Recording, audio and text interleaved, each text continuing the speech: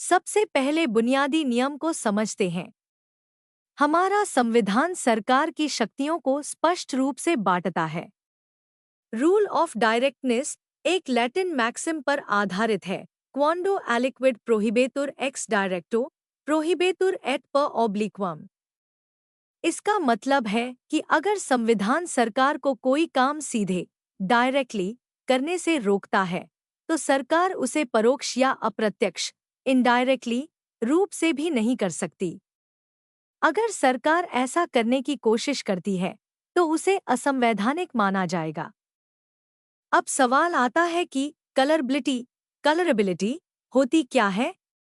यह तब होता है जब कोई कानून बाहर से तो ऐसा दिखता है जैसे वह किसी वैध विषय वैलिड इशू पर बनाया गया है, लेकिन असलियत में वह किसी ऐसे निषिद्ध विषय फॉरबिडन सब्जेक्ट को निशाना बनाता है जिस पर कानून बनाने की शक्ति उस विधायिका के पास है ही नहीं। यह एक तरह का कानूनी वेश डिस्गाइज है, जहां शक्तियां न होने के बावजूद कानून बनाने की कोशिश की जाती है। जब कोई ऐसा संदिग्ध कानून कोर्ट के सामने आता है तो कोर्ट पिथ एंड सब्सटेंस का टेस्ट इस्तेमाल करती है। कोर्ट कानून के बाहरी रंग या लेबल कलर को नजरअंदाज कर देती है। इसके बजाय जज कानून के असली स्वभाव ट्रू नेचर, उसके चरित्र कैरेक्टर और उसके मुख्य उद्देश्य प्राइमरी ऑब्जेक्टिव की जांच करते हैं। कोर्ट यह देखती है कि क्या यह कानून वास्तव में उसी शक्ति के भीतर है जो विधायिका को दी गई है। एक बहुत ही महत्वपूर्ण बात जो आपको याद रखनी है, कोर्ट के लिए विधायक की मंशा इंटेंशन मायने नहीं रखती।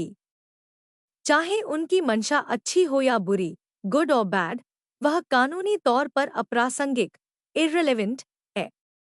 कोर्ट केवल एक सवाल पूछती है, क्या इस निकाय के पास इस कानून को पारित करने का कानूनी अधिकार लीगल अथॉरिटी कॉम्पिटेंस है।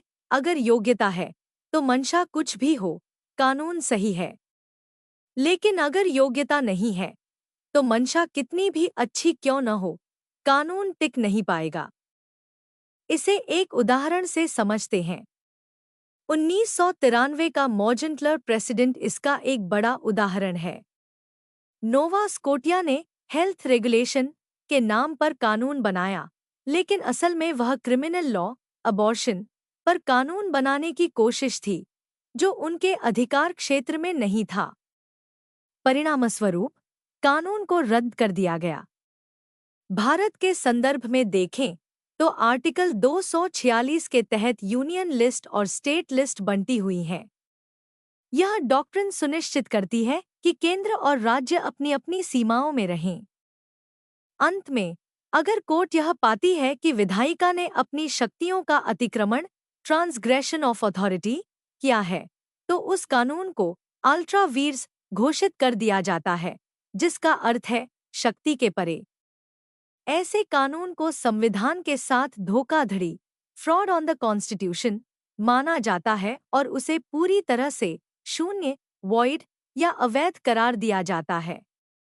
तो दोस्तों, कलरबल लेजिस्लेशन कुछ और नहीं बल्कि शक्तियों के दुरुपयोग को रोकने का एक सुरक्षा कवच है। यह याद दिलाता है कि कानून सिर्फ शब्दों का खेल नहीं है, बल्कि यह संवैधानिक मर्यादाओं के भीतर होना चाहिए। अगर आपको यह कानूनी जानकारी पसंद आई तो वीडियो को लाइक करें और अपने कानून पढ़ने वाले दोस्तों के साथ शेयर करें। मिलते हैं अगले वीडियो में। धन्यवाद।